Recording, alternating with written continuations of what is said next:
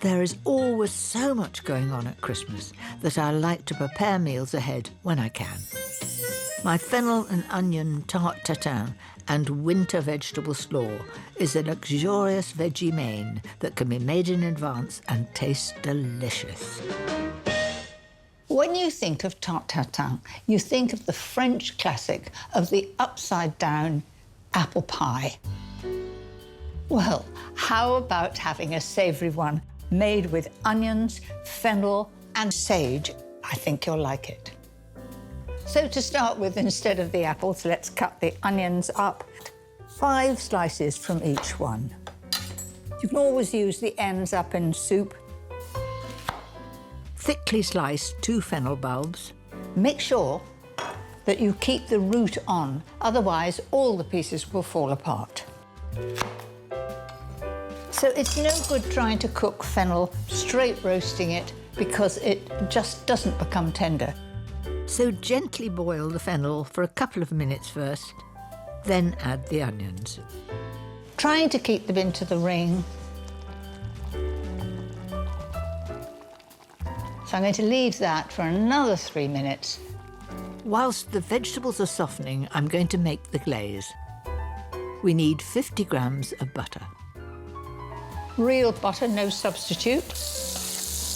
Let it sizzle away there. In goes 25 grams of light muscovado sugar and 3 cloves of grated garlic. So we can just cook those together until it's shiny. This sugar glaze will turn the vegetables into a delicious caramelized treat. Draw it off the heat, and while I've been doing that, the onion and the fennel is ready. So I'm going to lift it out. A generous helping of fresh sage to finish off the glaze. Lovely aroma, winter. So that'll give a lovely flavour. And carefully place the onion rings on top so they fit snugly into the frying pan. I'm letting that bubble away very gently, not too fast, so that when I lift up a bit of onion, it's beginning to brown. Just listen to that. 5 minutes should be all you need for the onions to start caramelizing. Then I'm going to put in the fennel, leaving that sizzling away. See how well that's held together because we left the root on. Salt and pepper and a drizzle of balsamic glaze for extra flavour. So I've had a little peek to see how those onions are cooking. They're pale golden underneath, and the joy is when it comes out of the oven, you turn it over and those gorgeous brown onions are the top surface. Now to roll out the pastry for the top, which of course will eventually be the bottom. What I'm aiming is to have a circle of pastry the same size as the pan. Ready-rolled puff pastry works perfectly well here.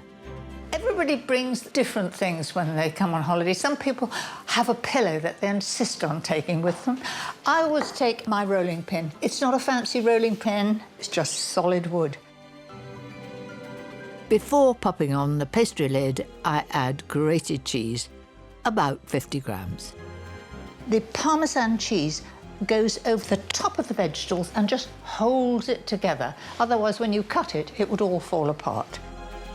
And finally, the pastry goes on.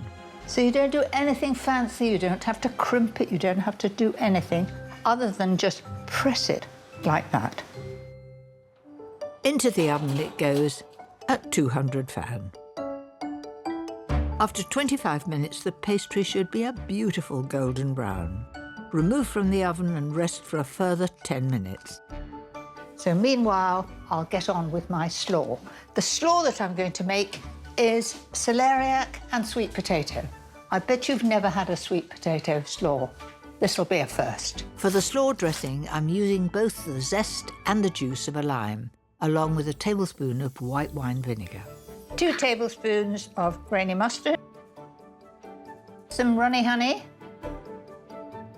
and 4 tablespoonfuls of oil. I use sunflower oil as it's nice and light.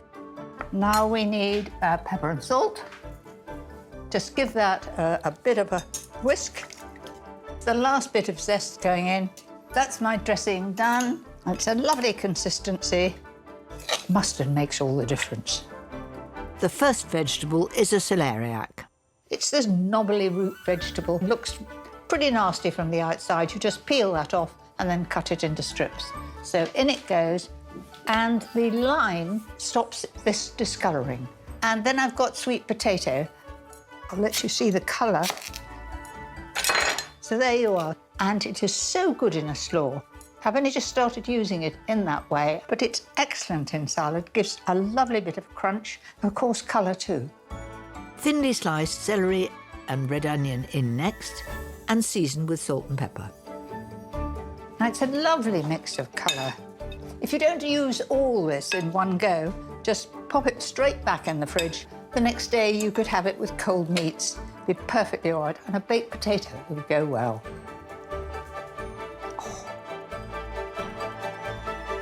Piled nice and high. For that festive feel, a scattering of chopped dried cranberries finish it off. Now, the fennel and onion tart tatin has been just resting, and I've got to just loosen it because it could stick.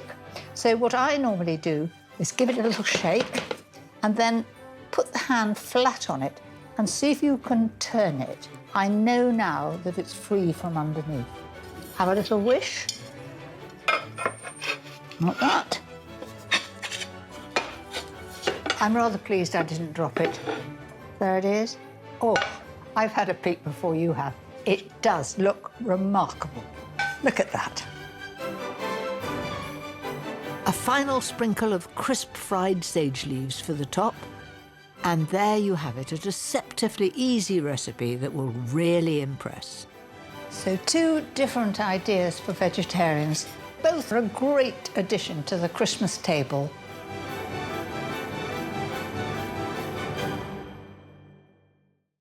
Thanks for tuning in.